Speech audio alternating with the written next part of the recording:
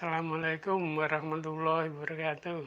Alhamdulillahirrabbilalamin. Puji syukur pada Allah yang pada saat ini kita bersama-sama telah bertemu di tempat yang mulia ini, di tempatku.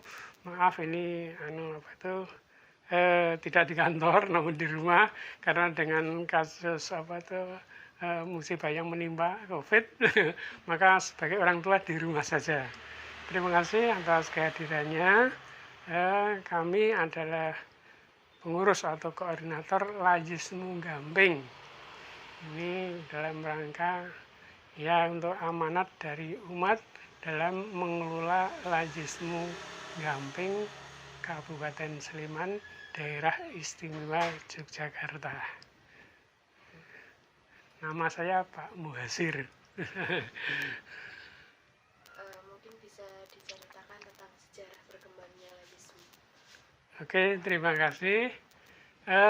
Menjadi suatu rutinitas amanah menjalankan syariat Islam, bahwa orang Islam itu ada 5 perkara yang harus dilakukan, mulai dari syahadat, sholat, kemudian puasa, kemudian haji dan zakat. Ini enggak urut ya, enggak apa-apa. Rutinitas untuk tahunan adalah menjalankan amanah zakat. Di samping kita berzakat sesuai dengan syariat Islam bagi yang sudah mampu, kemudian juga menjalankan zakat itu sendiri, kemudian menjadi amil, karena salah satunya setelah kita berzakat kemudian juga kita berjuang bagaimana kita mengajak kepada saudara-saudara kita muslim juga untuk berzakat. Itulah awalnya, sehingga menjadi rutinitas setiap kampung atau setiap masjid, terus lembaga yang lain, tiap kampung ini mesti mengadakan amil zakat untuk tiap tahunan, baik itu zakat zakat fitri, fitrah, maupun zakat annual, zakat mal. Nah, ini diawali memang di Gamping itu awalnya lokal. Pertamanya ya perkumpulan dari teman-teman di Ranting Nogotirto, kemudian ayo kita angkat di Ranting, kita ngadakan menjadi pengurus amil untuk wilayah Nogotirto. Nah, kemudian setelah itu untuk meningkatkan ilmu, kita studi banding di Waleri. Nah, di Waleri, dan itu ngajak-ngajak teman-teman yang lain di lain-lain ranting, bahkan sampai di lain kecamatan. Gitu. Saya pernah ingat Moyudan juga pernah ikut kayak dan itu. Nah, kita sendiri di wilayah kecamatan Gamping. Periode berikutnya ya di tingkat ranting itu kemudian diangkat ke tingkat cabang. Awal mulanya itu kira-kira tahun 2000. Ini hanya mencapai berapa itu, sekitar 16 juta berapa gitu lah ya, nggak apa ya. Itu tahun 2000. Meningkat sampai tingkat kecamatan, kemudian kan sudah berkembang.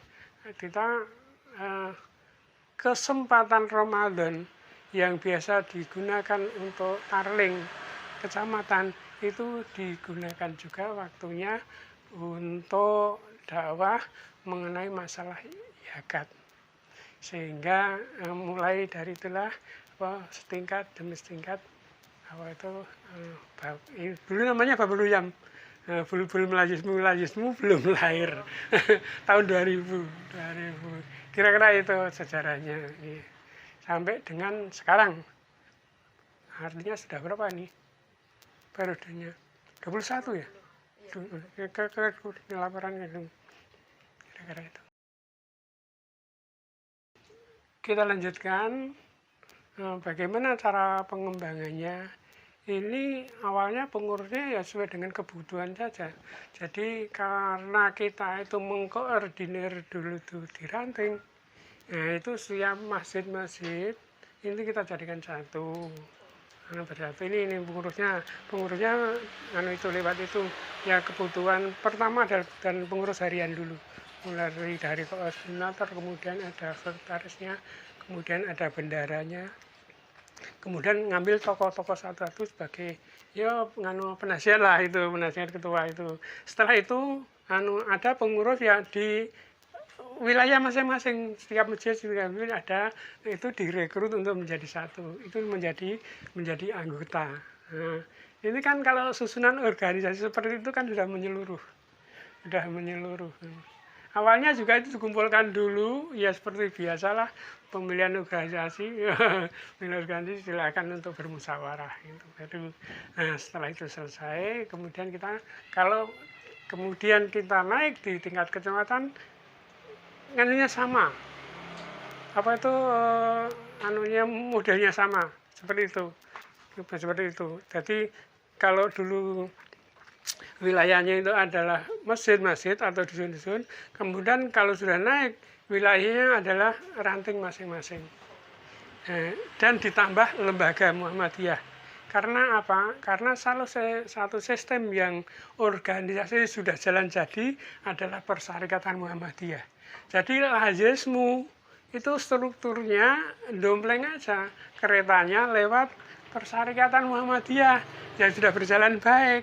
Sehingga setiap ada namanya ajaan, dakwah, itu istilahnya kalau birokrasi ya instruksi gitu. Itu kalau sudah lewat lembaga yang sudah pas kan pas sekali gitu loh ya. Nggak, artinya walaupun ini adalah organisasi baru, tapi ini personil-personilnya adalah orang-orang lama. Nah, dan kita ngambil tokoh-tokoh yang secara murni adalah tokoh masyarakat yang sudah jadi. Ini ada salah satu keuntungan organisasi itu seperti itu. Okay. Suka dukanya, sukanya kita bisa mengembangkan dakwah. Kemudian kalau dulu ini kita penyalurannya adalah lokal sehingga terbatas. Kemudian kalau media dakwahnya diperluas sampai kecamatan, kita bisa menjangkau kepada mereka-mereka yang artinya di dalam pengembangan Islam atau penduduknya itu miskin kan, kalau lebih luas kan lebih bisa mengena dan bisa menjangkau pada mereka-mereka yang tidak tersentuh. Ini dia adalah sukanya, mereka menjadi tahu dan menjadi senang tambah gitu. Dan juga ada nilai senangnya, kemudian kenal dengan Muhammadiyah, Muhammadiyah gitu. Ini sukanya. Ya dukanya ya banyak sih, namanya paham itu berbeda-beda. Ya itu kita sadari dan kita hormati aja. Ada yang belum ya kok seperti ini gitu. Wong kita sendiri belum kok sudah akan jangkau barang orang lain kan begitu. Ya ini adalah suatu paham yang memang kita hormati, tapi bagaimana kita menyadari bahwa saudara kita ini tidak hanya di situ tapi di lain tempat. Yang penting kan sasaran kita sesuai dengan syar'i, justru kita menambah wawasan bahwa orang-orang lain itu perlu sentuhan masalah yang secara materi adalah bantuan real, kemudian yang secara untuk dakwah keimanan adalah untuk mengenalkan Islam supaya orang-orang itu bisa melaksanakan syariat Islam dengan sebenar-benarnya dan menjalankan ya kan juga selaras sesuai dengan syariatnya, kira-kira itu. Misinya adalah meningkatkan kesejahteraan umat melalui zakat. Seperti logo di Lazismu adalah berbagi untuk negeri. Singkatnya adalah Kemudian program-program mungkin Pak yang dijalankan Lazismu Gamping. Terima kasih. Programnya kita mendata permasalahan yang ada di masyarakat umat paling bawah. Ini juga programnya pimpinan cabang Muhammadiyah Gamping yang setiap tahun atau setiap periode itu menjadi programnya sesuai dengan kita menjalankan programnya PCM dulu, khususnya nanti di bidang ekonomi dan kesejahteraan. Di daerah itu, di situ yang ada hubungannya dengan kesejahteraan umat. Antara lain, kita memberikan santunan kepada fakir miskin. Mestinya sesuai dengan asnafnya, karena kita belajar untuk menjalankan syariat yang namanya zakat, ya harus sesuai dengan syariat Islam itu sendiri. 8 asnaf itu harus disentuh sesuai dengan kebutuhan masing-masing, tidak seluruhnya yang jelas seluruhnya ada. Mulai dari fakir, miskin, kemudian mu'alaf qulubuhum mu'alaf, kemudian gharim, kemudian rikab, amil, sabilillah, kemudian ibnu sabil. Kira-kira itu. Nah, itu semuanya harus ada porsinya. Walaupun kan namanya memberi santunan itu kan tidak saat itu, tapi panjangnya 1 tahun. Kita banyak pengalaman, ternyata semuanya yang penting sudah dibagi rata, bukan rata ya. Rata itu artinya semuanya ada, maksudnya begitu, semuanya ada, sah, berarti semuanya sudah dipikirkan. Hanya cara eksekusi atau pelaksanaannya itu berbeda-beda waktunya sesuai dengan kebutuhan gitu. Kalau untuk beasiswa itu bisa spontanitas disampaikan kepada masing-masing lembaga sekolahan, program itu ya. Jadi fakir miskin, kemudian artinya konsumtif dan produktif itu untuk untuk santunannya. Kemudian untuk beasiswa, ya. Kemudian juga untuk yang sekarang mengelola panti asuhan, ada panti asuhan. Kemudian juga ada lembaga yang kan mendirikan sekolah luar biasa Muhammadiyah Gamping. Yang itu juga ternyata dari mereka umat kita yang kekurangan.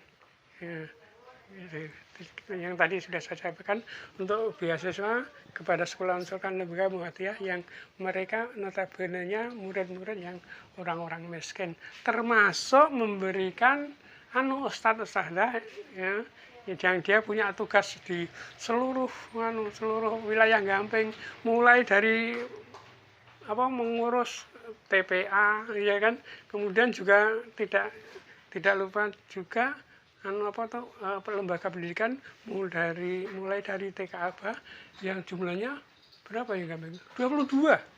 TK Aba 22. Itu udah berapa aja tuh gurunya kan gitu ya. Tapi tidak semuanya terjangkau, namun artinya sudah terserah semuanya kan, cuman masalah kecukupan ya nanti dulu tergantung dari kemampuanmu. Jadi di Gamping itu untuk pelembagaan dari TK, terus kemudian SD-nya 8, kemudian ada SMP-nya 3, kemudian termasuk SLB ya, SLB itu kan tingkatan dari SD sampai dengan SMA kan lurus, kemudian tingkat atasnya adalah SMK. Nah, kalau ke perguruan tinggi yang kita sekolahkan dari panti asuhan ya ke lembaga yang UMJ atau kemarin juga ada yang di Setikes. Untuk yang terakhir sebagai penutup, saya akan menyampaikan beberapa apa itu istilahnya nasihat. Yang pertama adalah bagaimana kita ini menjalankan syariat Islam secara benar. Itu penting, khususnya untuk zakat. Zakat itu kan masih banyak dilakukan sifatnya perorangan. Itu ya baik-baik saja dengan artinya, tapi bagaimana untuk menuju kepada kesempurnaan melalui amil. Nah, kalau melalui amil itu kan nanti menuju kepada tingkat sempurna. Jadi 8 asnaf itu bisa terjangkau semuanya. Apalagi hubungannya kita terhadap umat yang perlu untuk meningkatkan kesejahteraan. Baik itu sifatnya konsumtif maupun itu produktif, dan juga masa depan generasi lewat pendidikan itu penting sekali. Makanya mari zakat itu kita kembangkan dengan sebaik-baiknya untuk kesejahteraan umat secara menyeluruh itu ya. Agar apa yang menjadi amanah dari Allah Subhanahu wa Ta'ala, malah masalah kesejahteraan umat atau bisa tercapai itu. Kemudian yang kedua, ini tidak lepas dari perjuangan. Yang namanya perjuangan, tidak ada sesuatu itu yang enak. Setiap nabi itu diutus mesti akan ditantang oleh umatnya dengan perbedaan. Karena apa? Karena manusia cenderungnya kepada masalah kenikmatan, ya kan? Yang dia artinya kenikmatan, kemudian juga kesombongan dan sebagainya lah. Kemudian kalau jadi penguasa sehingga dia akan lupa kepada apa yang menjadi amanahnya menjadi seorang pemimpin yang adil. Itu karena dengan zakat dia akan berlaku adil. Karena apa? Membagi harta bendanya sendiri untuk mereka yang membutuhkan dan mereka yang berhak. Itu jangan takut ya kalau perjuangan itu ada ditentang. Ya, dan tantangan itu sejak zaman Nabi kita pun siap dengan tantangan itu. Kira-kira itu aja supaya kita nggak kaget dengan kok saya nggak diterima, nggak apa-apa gitu, karena yang tidak menerima itu mereka yang pahamnya lain gitu, paham ya? supaya kita di dalam jihadnya itu punya giroh, punya semangat dan tahan banting. Kalaupun dibanting, kalau kita jatuh bangun lagi gitu. Kira-kira itu.